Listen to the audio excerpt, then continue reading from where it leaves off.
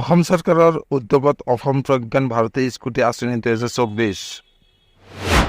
বৰ্তমান দ্বাদশ শ্ৰেণীত অধ্যয়ন কৰা অসম ৰাজ্যৰ সকলো মহিলা নাগৰিকক এখন স্কুটি প্ৰদানৰ বাবে অসম প্ৰজ্ঞান ভাৰতী স্কুটি আঁচনি 2024। অসম ৰাজ্য চৰকাৰে দ্বাদশ শ্ৰেণীৰ পৰীক্ষাত ভাল নম্বৰ পোৱা সকলো মেধাৱী মহিলা ছাত্ৰীক স্কুটি প্ৰদান কৰিব।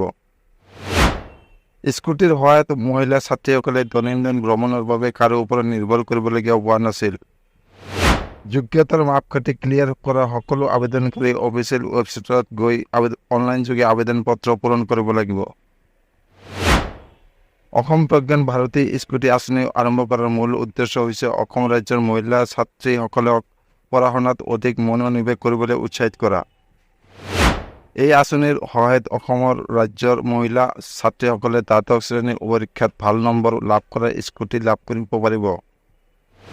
এই আঁচনিখনে অসম ৰাজ্যৰ মহিলাসকলক এখন স্কুটিৰ ব্যৱস্থা কৰি সবলীকৰণ কৰিব যাতে তেওঁলোকে কাৰো ওপৰত নিৰ্ভৰ নকৰাকৈ মুক্তভাৱে যাত্ৰা কৰিব পাৰে।